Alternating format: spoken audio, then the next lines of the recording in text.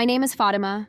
I am 42 years old, and I was born in Gaza, a land where faith is not just part of life, it is the very fabric that holds everything together. I grew up in a modest little house with simple walls and a yard covered in that fine dust that never goes away, the kind of dust that sticks to your skin and your memory.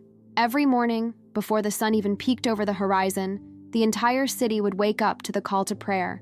It was as if the sky itself was whispering that it was time to connect with something greater. I remember my father leading me in my first prayers. I must have been about 5 years old. My small hands tried to follow his movements, a little clumsily, as our bodies turned towards Mecca. It was our moment. My mother, with all her patience, taught me to wrap the hijab tightly, carefully adjusting each fold. "This brings you closer to Allah, my daughter," she would say, her eyes filled with unshakable faith.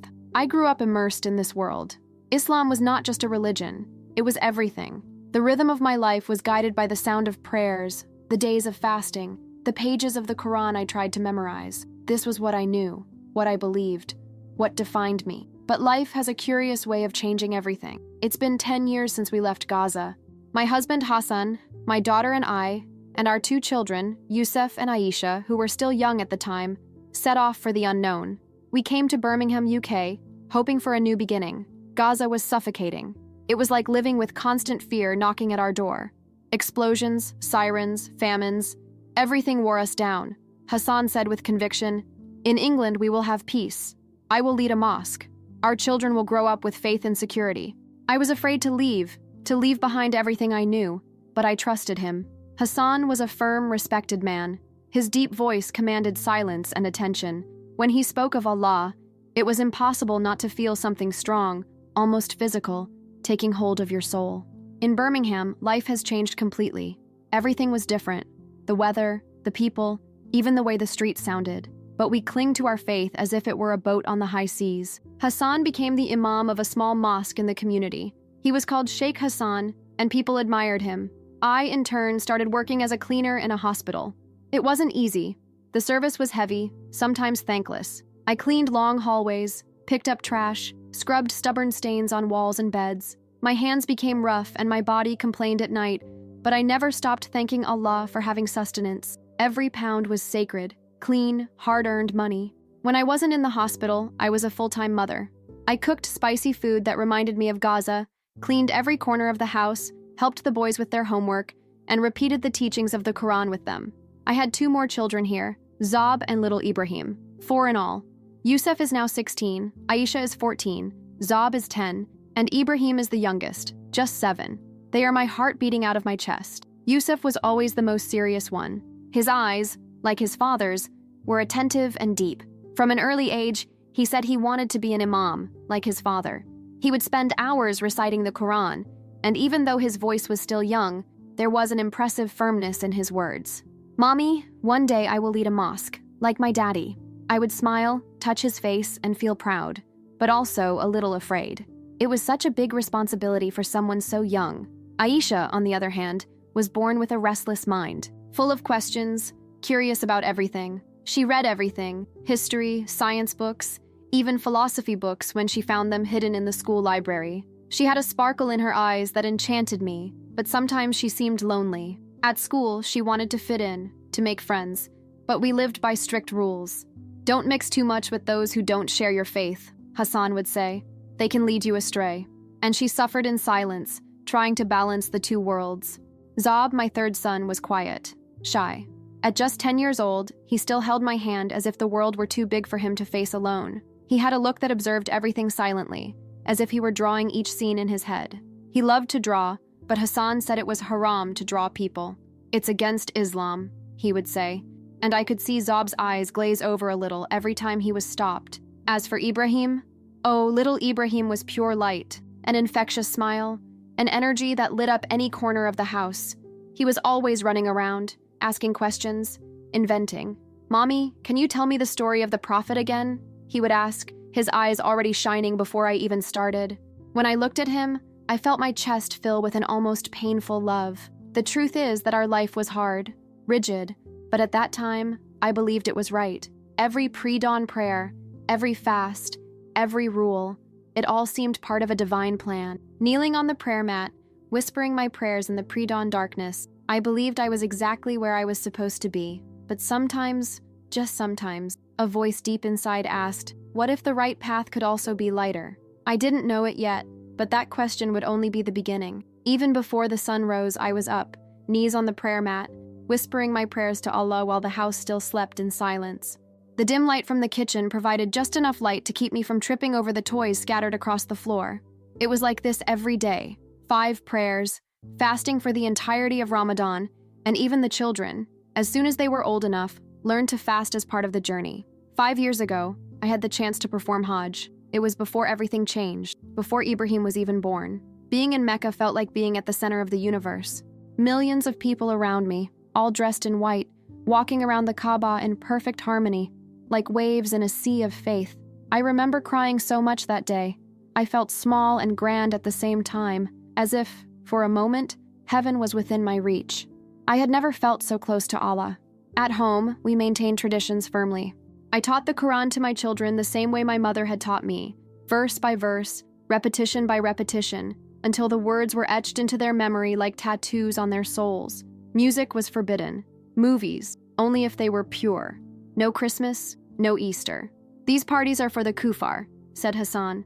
We follow the right path, Fatima, the path that leads to Jannah, to paradise. And I believed. I believed because I always believed. Because not knowing another way is the same as believing there is only one. Hassan was a respected leader. At the neighborhood mosque, he was more than an imam. He was a guide, a point of reference. Every Friday, the mosque would fill with families. Men sat in front, women behind a screen, all listening to his voice. He spoke of Allah's mercy, but also of the punishment that would come to those who strayed from the path. Stay away from the Christians, the Jews, the atheists, he said firmly.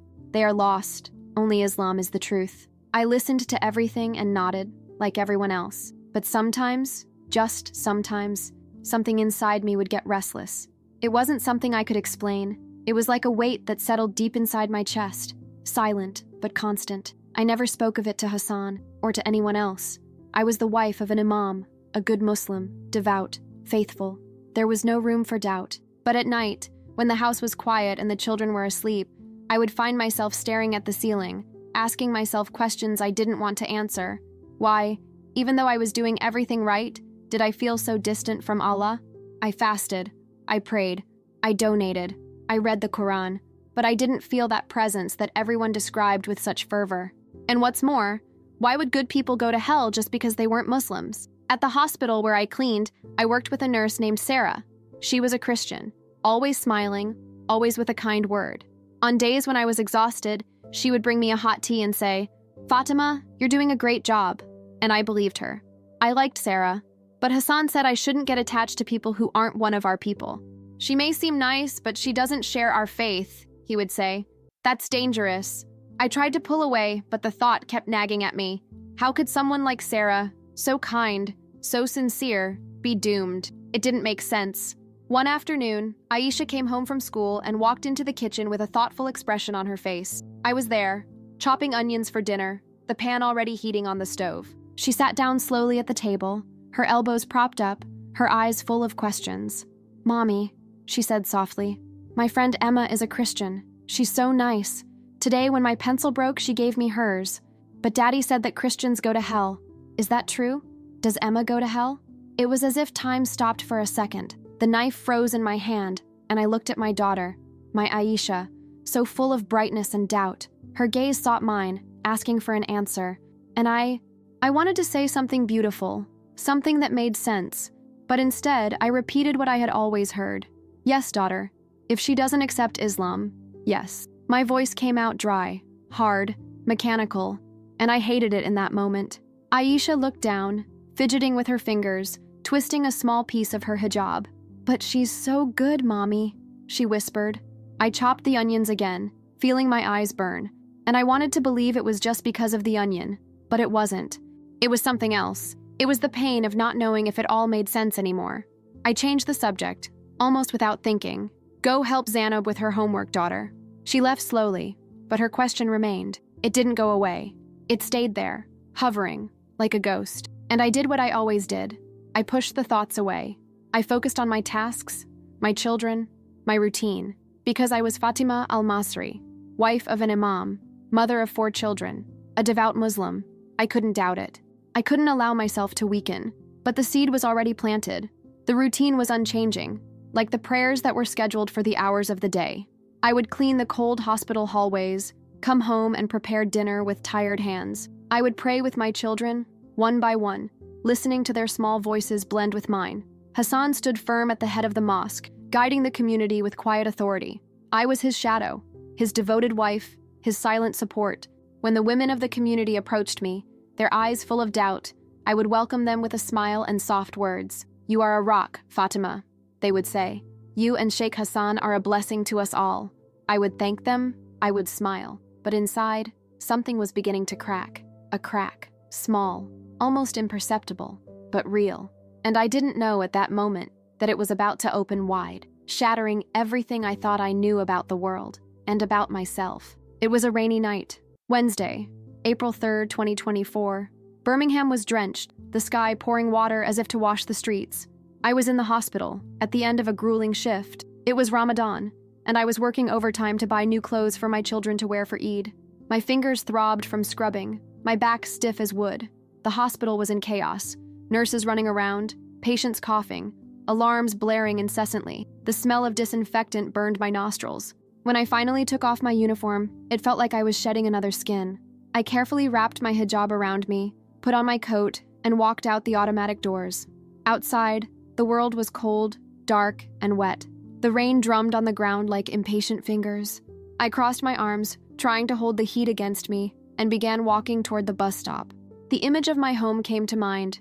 Ibrahim smiling as he saw the dates on the table, Aisha helping me set the plates, the smell of cinnamon rice filling the kitchen.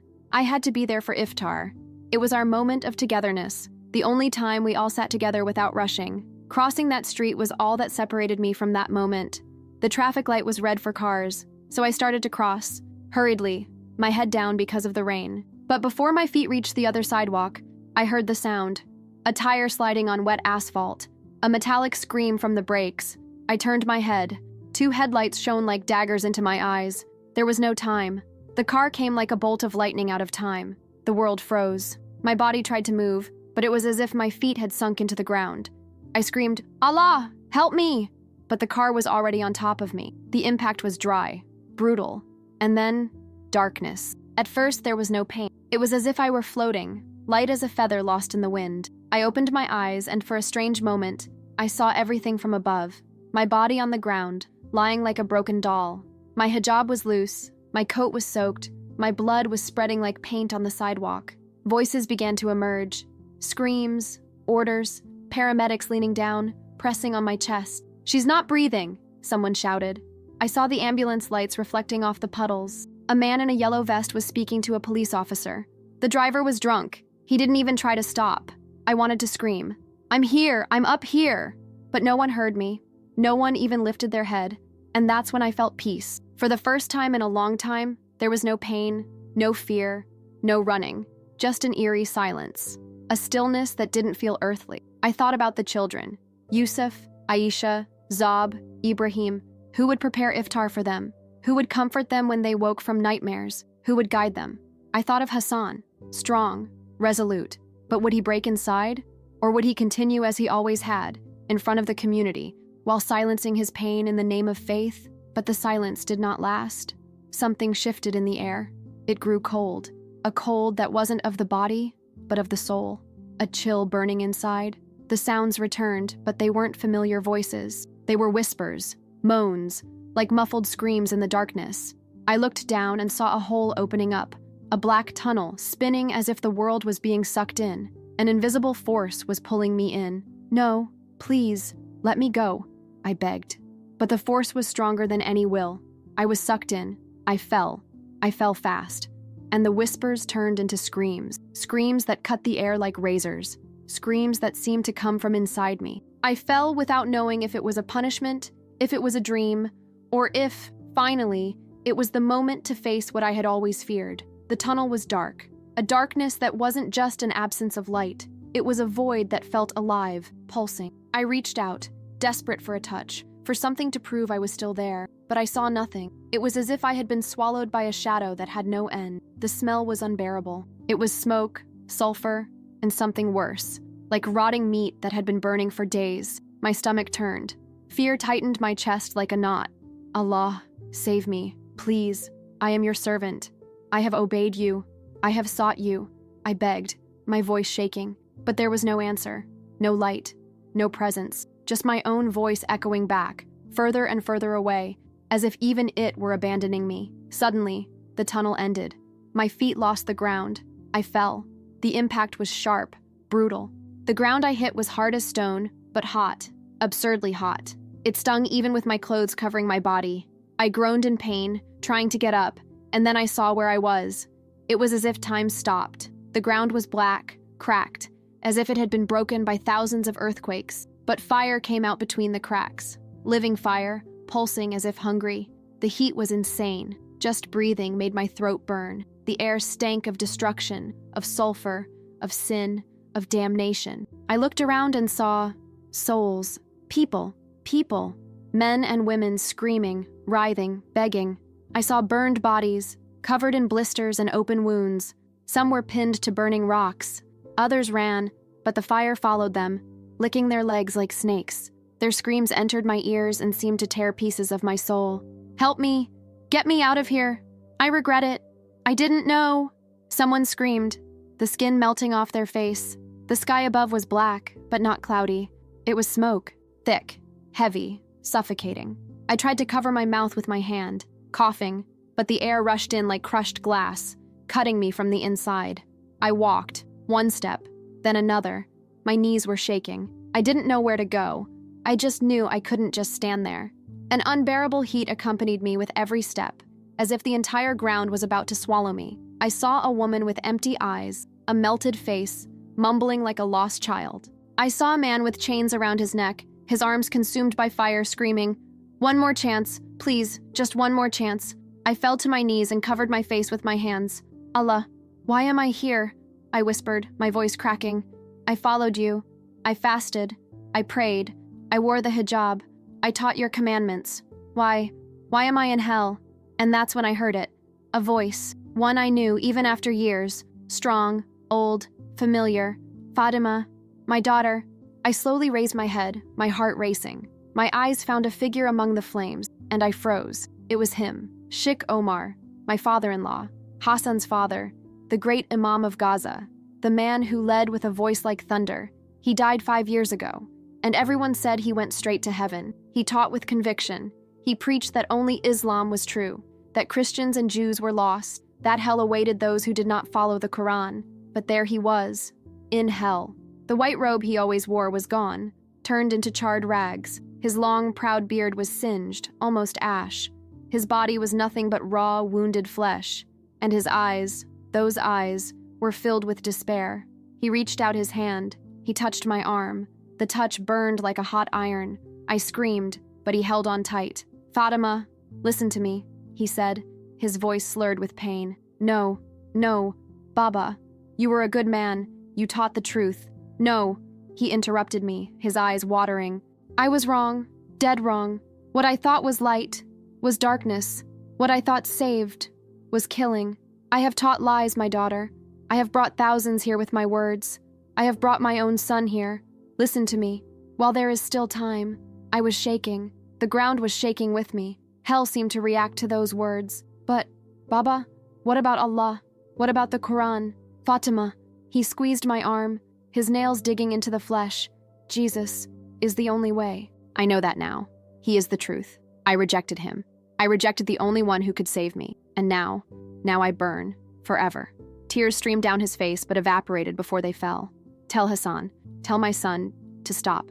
Tell him to run away from lies. Tell him to embrace the truth. He is an imam now, but he is leading people straight here, into the fire. Fatima, tell him before it is too late." Hell roared. Flames rose around him. The ground cracked even further. "Baba!"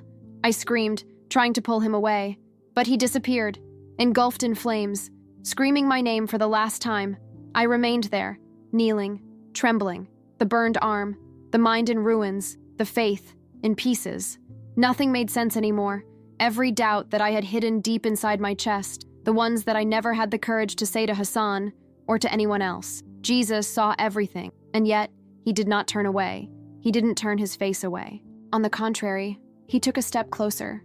I couldn't stop crying. It wasn't just emotion. It was like my heart was suddenly being cleansed from the inside, washed, healed. Jesus knelt before me. Yes, the King of the universe, kneeling before me. He touched my face with a hand that seemed to be made of light. When his skin touched mine, everything inside me calmed down. I felt shame. I felt heaviness.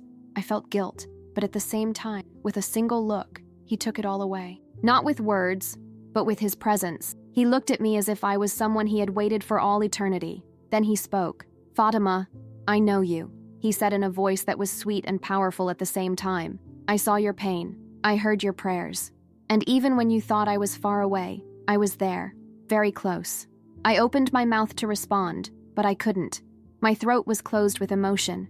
I could only look at him. His eyes were as deep as the sky. There was no judgment, no accusation, only truth. A truth that shattered everything I thought was certain. "You have sought the truth all your life," he continued. "Even when you were taught to fear, even when you were told I was a lie, you sought me without knowing it." I whispered in a weak voice. "But what about everything I've learned? All my life? The Quran? The prayers? The fasting? The rules?" Jesus bowed his head in compassion. "You did all this with a sincere heart, but without knowing who I really am. I am not just a prophet. I am the way, the truth, the life. No one comes to the Father except through me." And then something inside me snapped. The last wall fell. Everything I had held on to so tightly, the fear, the traditions, the shame, even the pride of being right, it all came crashing down. For the first time in my life, I understood. It wasn't about religion. It wasn't about rules. It was about him. It was about Jesus, the one who died for me, who took my sin, my guilt, who loved me even when I rejected him. My lips trembled. "Jesus, forgive me," I said, heartbroken but free. "I didn't know, but now I see. I want to follow you." He smiled. And his smile, oh, that smile, lit up the whole sky. He lifted me up with his hands and said, "You are mine now. Nothing will separate you from my love. Go, Fatima. Come back. Tell what you saw. Love your family. Show them the light. They still have time." The light around me grew even brighter. I felt like I was being pulled in, enveloped by a peace so great I couldn't describe it. And then, silence, a beep, a noise in the distance, and suddenly, pain, a metallic taste in my mouth. My chest rose and fell slowly. My eyes opened, heavy. I was back, in the hospital, in my body. A doctor shouted, "She's back! She's breathing!" I didn't understand anything for a few seconds. White lights on the ceiling, the sound of rain outside, a nurse running. But my heart knew. I had lived. I had died. And now I had been resurrected. Not just in body, but in soul. Jesus gave me a second chance. And now, everything was going to change. Waking up was like coming out of the water. The world around me felt distant, muffled, as if I were in between two places. The hospital lights were too bright. My chest hurt. My head felt heavy. But I was alive. Jesus brought me back. I saw a nurse holding my hand, tears in her eyes. "You were dead, Fatima," for a few minutes, "but you came back. It's a miracle. A miracle." Yes, I knew it. I was hospitalized for 3 days.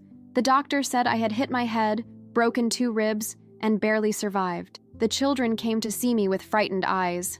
Aisha cried all the time. Little Ibrahim wouldn't let go of my hand. Hassan, well, he came, but he didn't look me in the eye much. He said, "Thanks be to Allah," every time I came into the room.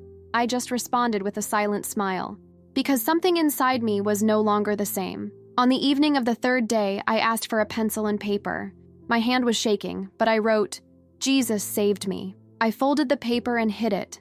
I didn't have the strength to say it out loud yet. Not then, not yet, but I had to write it down. When I was discharged, we went home. Hassan helped me walk to my room. The silence between us was awkward. He was affectionate, but he seemed suspicious. The house was the same, prayer rugs in the living room, a Quran on the shelf, rules in every corner, but something in me no longer fit there. The first night home, I woke up before dawn, the time of the Fajr. I got up, as I always did, and sat on the carpet, but I did not turn to Mecca. For the first time, I prayed differently. "Jesus, I'm scared.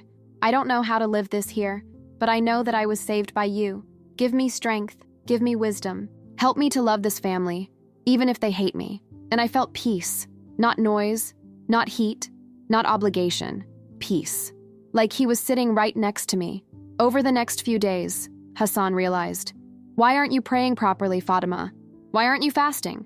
"I am praying, yes," to answer, but in a new way, for someone who found me there, on the other side. He looked at me with narrowed eyes. "You look different. Something's wrong. Are you hiding something from me?" I swallowed hard. I wanted to lie. I wanted to run away, but I couldn't. "Hassan, I saw Jesus. I died in that accident, and I saw hell. I saw your father there. He begged me to tell you. He told me that I was wrong, that only Jesus saves, that you need to listen, that you need to change before it's too late." Hassan's face turned white as a sheet. He took a step back. "You," he muttered, "is being deceived. This was a dream, a trick of Shaitan." "Fatima, stop it." "No, Hassan," I said firmly, with tears in my eyes. "I know what I saw. I know who saved me. It wasn't Allah. It was Jesus. I felt his love, and I can't deny that. Not for you, not for anyone." He shouted. He threw the prayer rug on the floor. "You're bringing shame to our house. You're going to burn for this. Go to hell for real." "I've been there," I whispered, "and that's why I'm trying to save you." He left the room. He slammed the door. The children woke up with a start. Aisha came to me, her eyes wide. "Mom, what's going on?" I looked at her. My smart girl, the one who had been asking questions since she was little. "Come here, daughter. Let me tell you a story, one that began when I died, and that brought me back to life." He looked beyond what I showed. He saw the good things I did, like when I gave food to the poor, and also the bad things, like the way I judged those who didn't follow Islam. But there was no anger in his eyes, not a hint of judgment, just an immense love, so deep that it seemed to squeeze my chest, but in a good way, that it made me want to cry. I wanted to speak, but my voice was gone. It got stuck in my throat. All I could manage to do was whisper, a little awkwardly, I don't understand. I'm Muslim. I follow Allah. Why am I here? Why have I seen hell?" He didn't speak with his mouth, but his voice echoed inside my heart, calm and firm at the same time. "Fatima," he said, "I am the truth. I am the way. I love you. I have always loved you." The warmth of his words enveloped me, and I began to cry again, shaking with emotion. He came closer, placed his hand on my head with a fatherly gentleness and a love so great that it felt like a river washing away everything I thought I knew. And then he showed me, not with words, but with images in my mind, like a vivid dream that I could feel throughout my body. First, the crucifixion. I saw him on the cross, with nails driven through his hands and feet, blood streaming down his face. I felt his pain, not just the physical pain, but the pain that came from his heart. He was carrying a huge weight, too heavy for anyone to see, but I could feel it right there, inside me. It was the weight of the sins of the world, my sins, everyone's sins. I heard him cry out, "Father, forgive them." And I knew he was talking about me, about each and every one of us. I fell to the ground, crying so hard I could barely breathe. "Why?" I asked, sobbing. "Why did you do that?" He looked into my eyes, with tears too, and a response invaded my chest. "Because I love you, Fatima. I died so that you could live." Then he showed me the resurrection. The tomb was dark and cold, and then a light brighter than the sun illuminated everything. Jesus was alive, whole again, his face radiant, full of power. A joy that was like music playing straight to the soul. Death was gone. Sin was gone too. Jesus had conquered it all. At that moment, I understood. He was not just a prophet as I had been taught. He was God, the Savior, the one who loves us like no one else can. I remembered everything I had learned in Islam, that Jesus did not die, that someone else was crucified in his place, but now I knew that was a lie. I saw it. I felt it. Jesus died for me and rose again for me. He showed me even more. He revealed the Trinity, Father, Son, and Holy Spirit. I had always thought it was a mistake, even a sin, to believe in three gods. But Jesus made me feel otherwise. He made me realize that they are one, a perfect love, like an inseparable family. The love of the Father, the sacrifice of the Son, the guidance of the Holy Spirit, all together, one God who loves me so much. I felt so small there, but so loved, like I had never felt before, not even in Mecca, during the Hajj. Then Jesus revealed to me the truth about Islam. He took me to a cave where I saw the Prophet Muhammad receiving the Quran, but not from an angel, as I had always been taught. It was a spirit of darkness, disguised as light, whispering lies. I saw how this spirit used fear and rigid rules to trap people, turning them away from the true God. I saw the 5 pillars that I followed: prayers, fasting, Hajj, charity, faith. It all seemed so empty now, like boxes with nothing inside. Jesus showed me. I saw Mecca, the Kaaba that I had always circled with such devotion, but now everything seemed different. All around me was a dense darkness, a heavy shadow that tightened my chest and made my stomach knot. The voice of Jesus sounded clear within my heart. This is not my way. I am the way. Then he showed me the hijab I had worn since I was a little girl, the garment I believed to be a symbol of purity and protection. But Jesus revealed to me that it was actually an invisible chain, a lie that blinded me to his true love. I touched my head and realized that my hijab was still there, and I felt a deep shame. All my life I had believed I was doing the right thing, but it was so far from the truth. And again, I saw those souls in hell, crying, whispering, we didn't know. My heart sank even more as I remembered my father-in-law, Sheikh Omar, burning in the flames, begging me to save Hassan. The tears flowed uncontrollably. Then Jesus showed me my children, Isef, Aisha, Zab, and Ibrahim. He showed me 2 paths for them. The first was to remain in Islam, following what I had taught. Isef became an Imam, rigid and distant, with an empty heart. Aisha married a man who would not allow her to read or think for herself, and her light went out. Zab and Ibrahim grew up in fear, always trying to be good enough for God, but never feeling real love. I watched them die one day and find themselves in hell, crying, "Mommy, why didn't you tell us?" My heart broke, and I cried out in despair, "No, not my children." But then Jesus showed me another future. In it, my children found him. They found Jesus. Isef's face was serene, peaceful, free of rules and judgment. Aisha's spark sparkled again. Her eyes lit up as she read the Bible with joy. Zab and Ibrahim laughed and prayed happily, free, surrounded by a soft, warm light.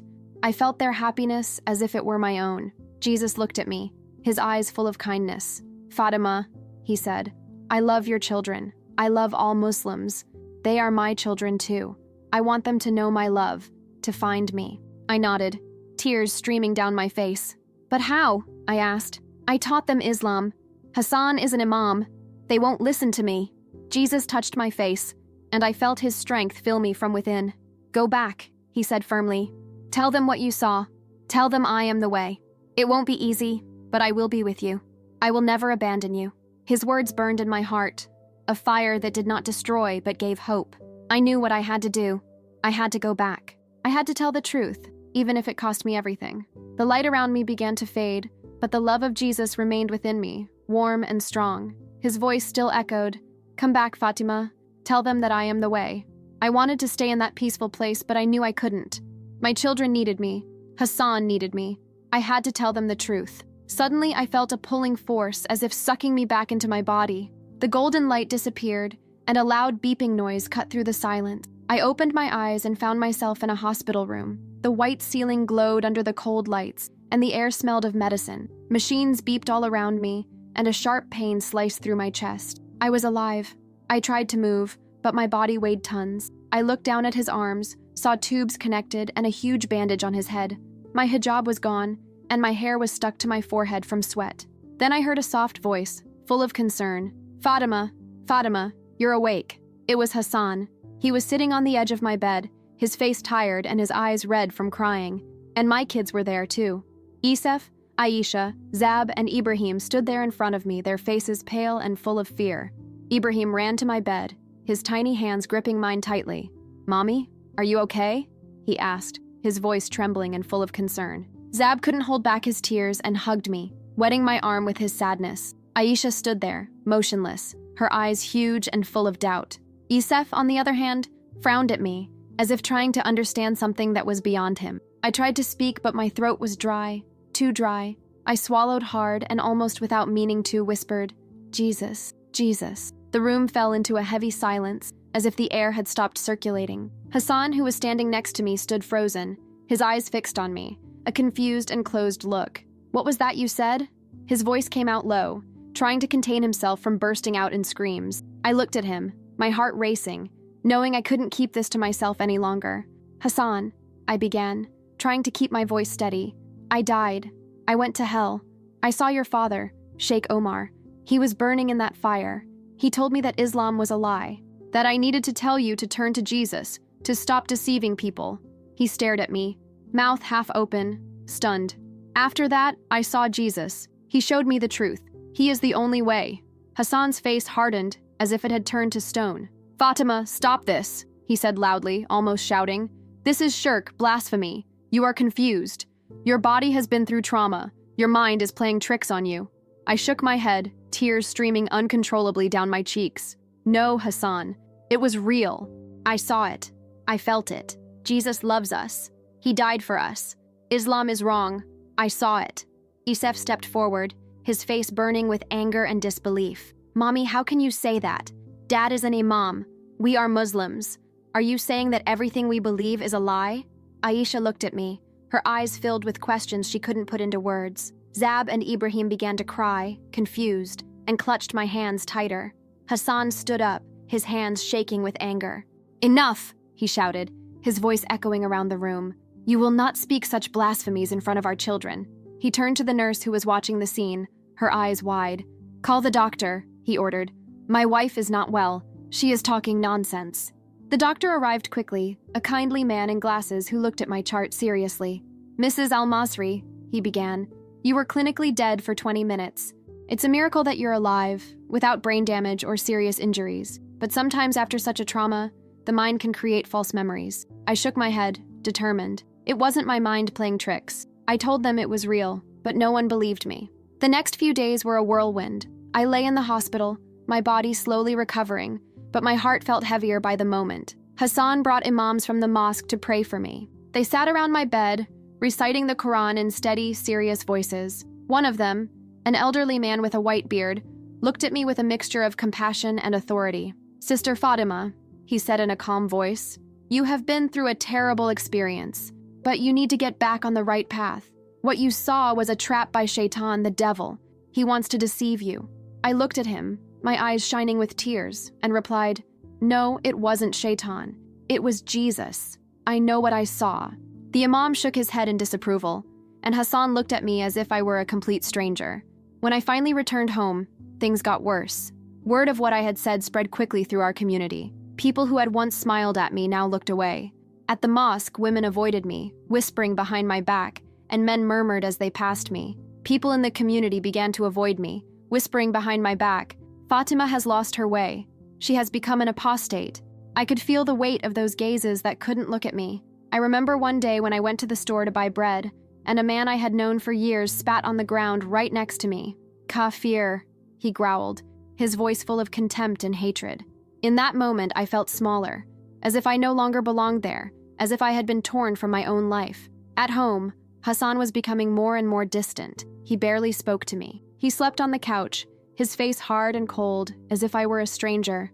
One night, he turned to me and said with a coldness that cut through me, I don't recognize you anymore, Fatima.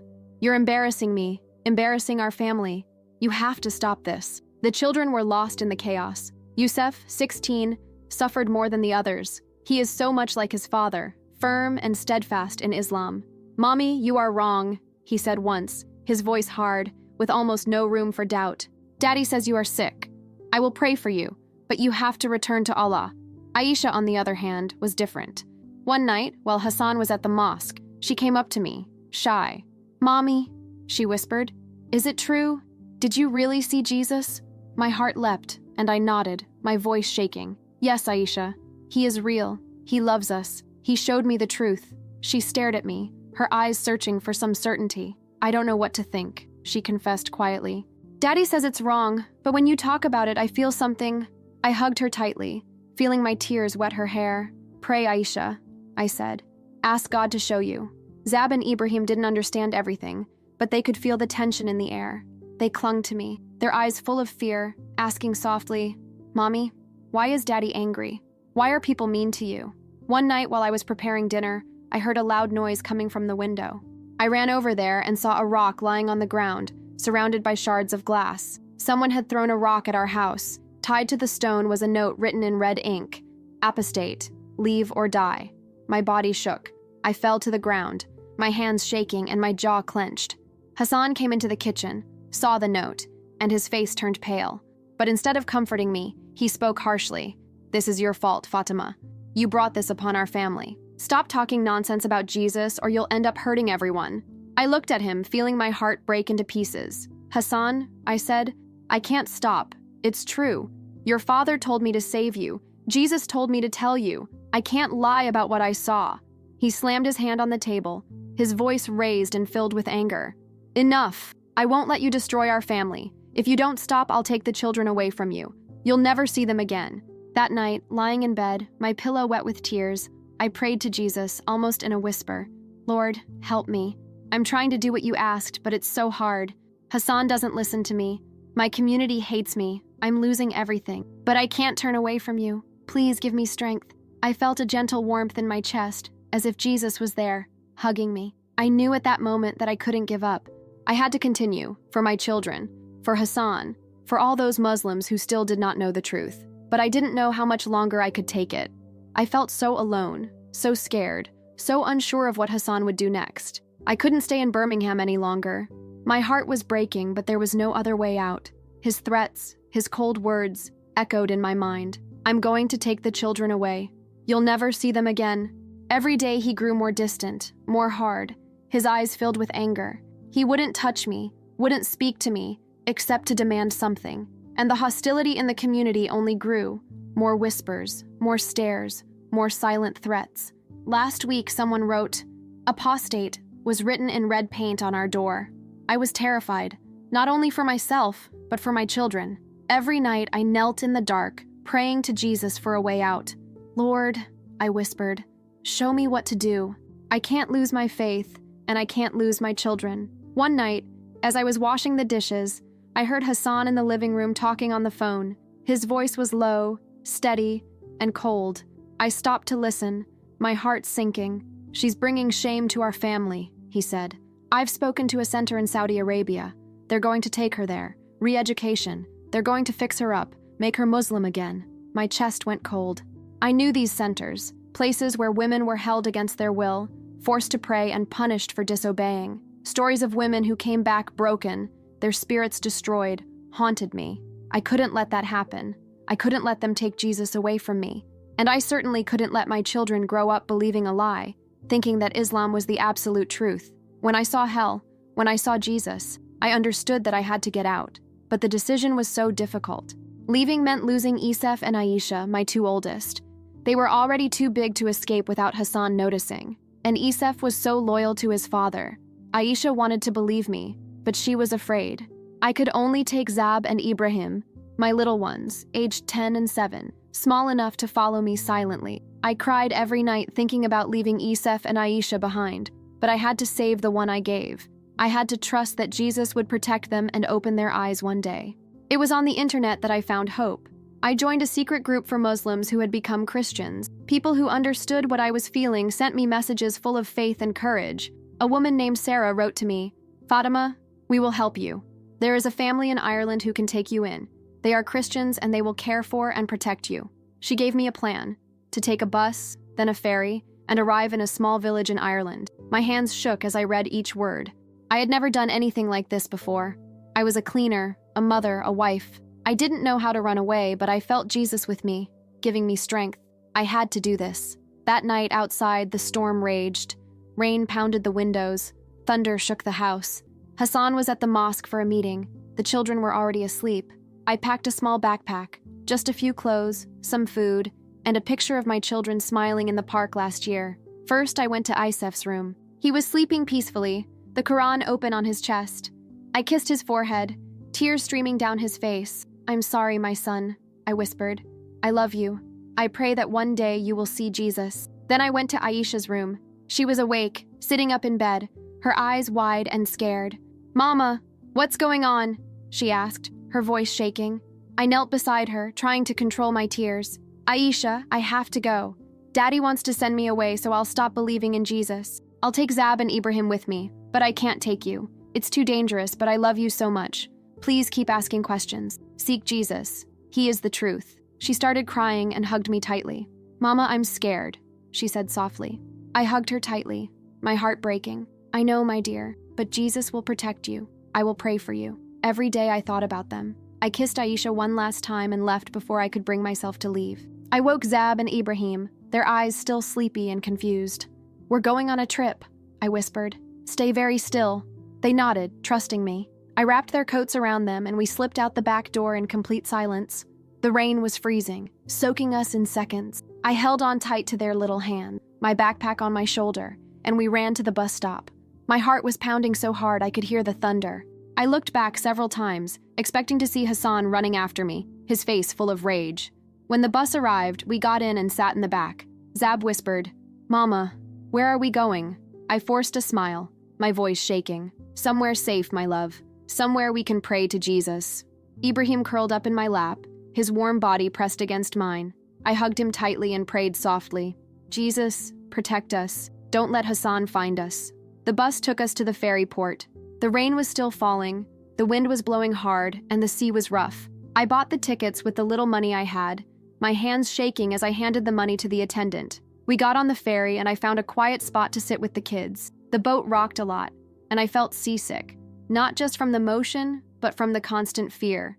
I thought the whole time that Hassan would find us, that he would storm the raft and pull us back, but he didn't show up. The ferry took us across the sea, and in the morning we were already in Ireland. The sky was gray, but the rain had stopped. A friendly man named Michael was waiting for us at the harbor. He was part of the Christian family Sarah had told me about. "Fatima," he said in a calm voice, "you are safe now. Come with me." Michael drove us to a small village surrounded by rolling green hills that stretched as far as the eye could see. The village was peaceful, with colorful houses and a church in the center. Michael's family welcomed us warmly. His wife, Anna, gave me a big hug, and their children soon began playing with Zab and Ibrahim. For the first time in weeks, I felt like I could actually breathe. They gave us a small room in their house with a bed for me and the children. I went back to work as a cleaner, this time at a local school. The work was hard, but the people were kind. They didn't judge me for my past. I walked into their church, a tiny place with wooden pews and a cross on the wall. The first time I went, I took off my hijab. My hands shook as I did so, my hair falling loosely over my shoulders. I felt naked, but also free, as if a huge weight had been lifted from my shoulders. I prayed to Jesus with the others, my voice loud for the first time, no longer a whisper. "Thank you, Lord," he said. "Thank you for saving me." I taught Zab and Ibrahim about Jesus. At first, they were confused. "Mama, what about Allah?" Ibrahim asked, his big eyes looking at me.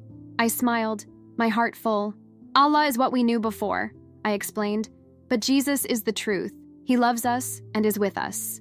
They began to pray with me, those little voices saying, "Jesus, we love you." Zab drew pictures of Jesus, his face lit up with joy.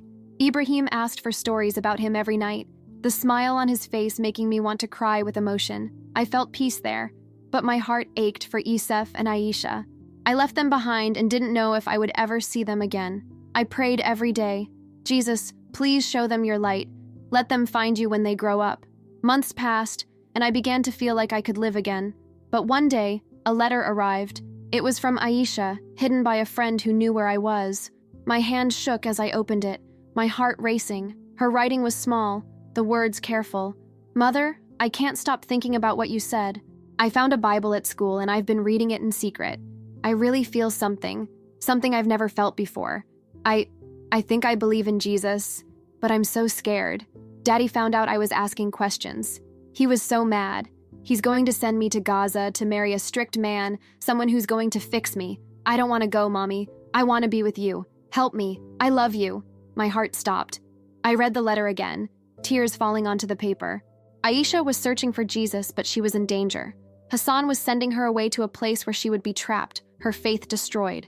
I fell to my knees, holding the letter, my voice breaking. She was crying. "Jesus, save her. Don't let them take her from you." I knew I had to act. I couldn't lose Aisha. Not like this. I had to find a way to bring her back, to bring her to Jesus. I would do anything to save my daughter.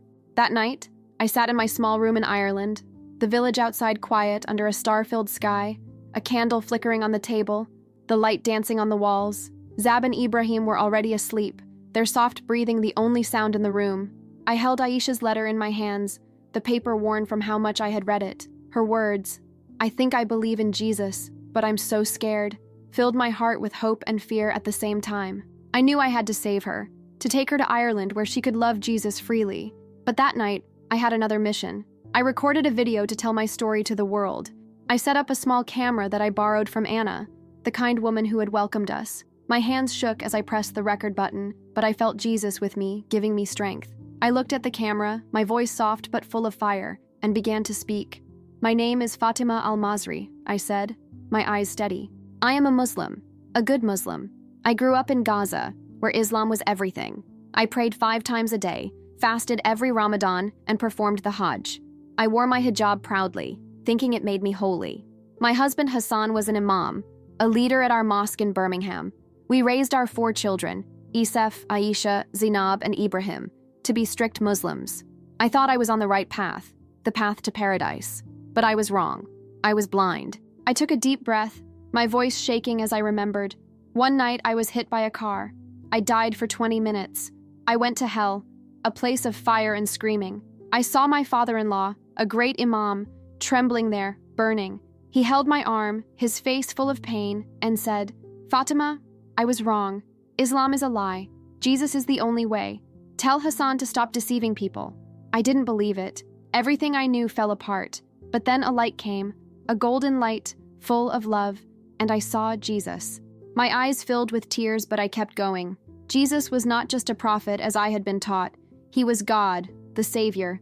He showed me his crucifixion, the nails in his hands, the blood on his face. I felt his pain, his love for me, for all of us. He showed me his resurrection, rising from the dead, overcoming sin and death. He showed me the truth about Islam, which was a lie, a trap to turn people away from it. The prayers, the fasting, the Hajj, they were empty. I saw 2 futures for my children. One where they remained Muslim and ended up in hell crying for me. Another where they found Jesus, with faces full of joy in heaven. Jesus said to me, "Fatima, I love your children. I love all Muslims. Go back and tell them that I am the way." I paused, my voice barely above a whisper as I finished. "I ask you to pray for Aisha. I ask you to pray for me so that I can save her. And if you have found Jesus, I want you to share your story. I want you to let others know his love." I stopped recording, my hands shaking. I felt peace, but also fear. Aisha needed me, and I wasn't going to stop until she was safe.